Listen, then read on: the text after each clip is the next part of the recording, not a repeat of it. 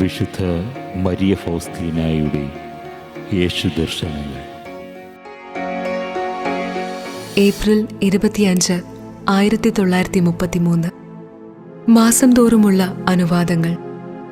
ചാപ്പലിന്റെ സമീപത്ത് കൂടി പോകുമ്പോൾ അതിൽ പ്രവേശിക്കാൻ, ഒഴിവ് സമയം പ്രാർത്ഥനയിൽ ചെലവഴിക്കാൻ, ചെറിയ സാധനങ്ങൾ കൊടുക്കാനും വാങ്ങാനും കടം മേടിക്കാനും, ഉച്ചയ്ക്ക് മുമ്പും വൈകിട്ടും ലഘുഭക്ഷണം കഴിക്കാൻ, ഉല്ലാസങ്ങളിൽ നിന്ന് ചിലപ്പോൾ ഒഴിവ് ലഭിക്കാൻ, സമൂഹത്തിന്റെ അഭ്യാസങ്ങളിൽ നിന്ന് ചില സമയത്ത് ഒഴിവ് ലഭിക്കാൻ, പ്രഭാതത്തിലും വൈകിട്ടുമുള്ള പ്രാർത്ഥനയിൽ നിന്ന് ചിലപ്പോൾ ഒഴിവ് ലഭിക്കാൻ, 9 മണി കഴിഞ്ഞ് കുറച്ച് സമയത്തേക്ക് കൂടി ചിലപ്പോൾ ജോലി തുടർന്ന് ചെയ്യാൻ, അല്ലെങ്കിൽ 9 മണി കഴിഞ്ഞ് എൻ്റെ ആത്മീയ അഭ്യാസങ്ങൾ ചെയ്യാൻ, ഒഴിവു സമയങ്ങളിൽ എന്തെങ്കിലും എഴുതാനും കുറിച്ചു വയ്ക്കാനും, ഫോൺ ചെയ്യാൻ, മഠത്തിന് പുറത്തു പോകാൻ, പട്ടണത്തിലായിരിക്കുമ്പോൾ ദേവാലയം സന്ദർശിക്കാൻ, രോഗികളായിരിക്കുന്ന സിസ്റ്റേഴ്സിനെ സന്ദർശിക്കാൻ, ആവശ്യം വരികയാണെങ്കിൽ മറ്റൊരു സിസ്റ്ററിന്റെ മുറിയിൽ പ്രവേശിക്കാൻ,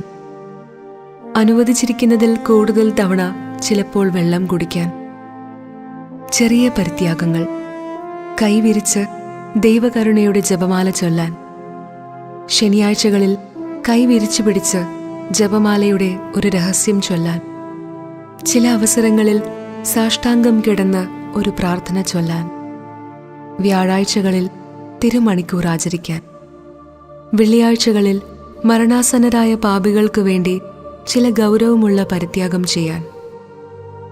ഈശോയെ, ഏകാന്തമായ ഹൃദയത്തിൻ്റെ കൂട്ടുകാര, അങ്ങ് എൻ്റെ അഭയസ്ഥാനമാണ്, അങ്ങ് എൻ്റെ സമാധാനമാണ്, അങ്ങ് എൻ്റെ രക്ഷയാണ്. എൻ്റെ സംശയങ്ങളുടെ ആധിക്യത്തിലും വിഷമസന്ധികളിലും അങ്ങ് എൻ്റെ പ്രശാന്തതയാകുന്നു. അങ്ങ് എൻ്റെ ജീവിതപാത തെളിക്കുന്ന പ്രകാശരശ്മിയാണ്. ഏകാന്തത അനുഭവിക്കുന്ന ആത്മാവിന് അങ്ങ് എല്ലാമാണ്. നിശബ്ദമായിരിക്കുന്ന ആത്മാവിനെയും അങ്ങ് മനസ്സിലാക്കുന്നു. അങ്ങ് ഞങ്ങളുടെ ബലഹീനത മനസ്സിലാക്കുന്നു.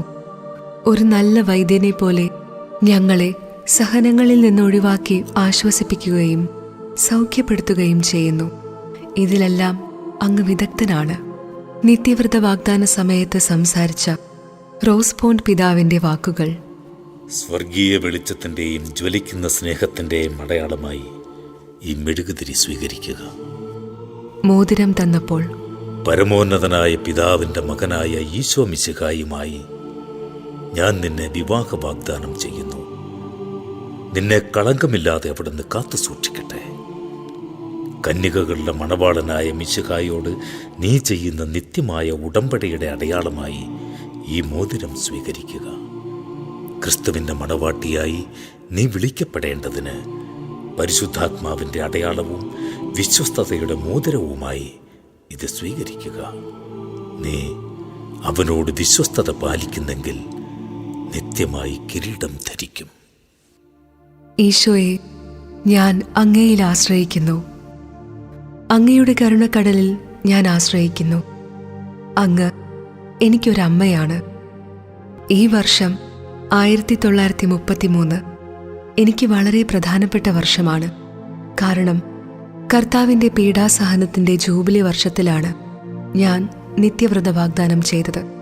ദൈവത്തിൻ്റെ പ്രത്യേകമായ പ്രീതി ലഭിക്കാൻ ക്രൂശിതനായ ഈശോയുടെ ബലിയോട് എൻ്റെ ബലിയെയും ഞാൻ ചേർത്തുവെച്ചു. ഈശോയോടൊത്ത് ഈശോയിലൂടെ ഈശോയിൽ ഞാൻ എല്ലാ കാര്യങ്ങളും ചെയ്യുന്നു. നിത്യവ്രത വാഗ്ദാനത്തിനു ശേഷം മെയ് മാസം മുഴുവൻ ഞാൻ ക്രാക്കോവിൽ താമസിച്ചു. റാബ്കായിലേക്കോ വിൽനൂസിലേക്കോ പോകേണ്ടതെന്ന് തീരുമാനിച്ചിട്ടില്ലായിരുന്നു. ഒരിക്കൽ മദർ ജനറൽ മൈക്കിൾ എന്നോട് ചോദിച്ചു, സിസ്റ്റർ, എന്തുകൊണ്ടാണിവിടെ ഇങ്ങനെ നിശ്ചലമായിട്ടിരിക്കുന്നത്? എവിടേക്കെങ്കിലും പോകാൻ ഒരുങ്ങണ്ടേ? ഞാൻ മറുപടി നൽകി, ദൈവത്തിന്റെ തിരുഹിതം ചെയ്യാൻ ഞാൻ ആഗ്രഹിക്കുന്നു. പ്രിയ മദറെ, നിങ്ങൾ അയക്കുന്നിടത്തേക്ക് യാതൊരു മടിയും കൂടാതെ ഞാൻ പോകാം. കാരണം ദൈവഹിതം അതാണെന്ന് ഞാൻ വിശ്വസിക്കുന്നു. മദർ ജനറൽ എന്നോട് പറഞ്ഞു. കൊള്ളാം. പിറ്റേ ദിവസം എന്നെ വിളിച്ച് അവർ പറഞ്ഞു, സിസ്റ്റർ, ദൈവഹിതം ചെയ്യാൻ ആഗ്രഹിക്കുന്നല്ലോ. നല്ല കാര്യം. നീ വിൽനൂസിലേക്ക് പോകുകയാണ്. ഞാൻ അവരോട് നന്ദി പറഞ്ഞു. പുറപ്പെടുവാൻ പറയുന്ന ദിവസത്തിനായി കാത്തിരുന്നു. എന്റെ ആത്മാവ് ഒരേ സമയം തന്നെ പ്രത്യേകമായ ആനന്ദത്താലും ഭയത്താലും നിറഞ്ഞു. അവിടെ ദൈവം വലിയ കൃപകളും വലിയ സഹനങ്ങളും എനിക്കായി ഒരുക്കിയിട്ടുണ്ടെന്ന് എനിക്ക് മനസ്സിലായി.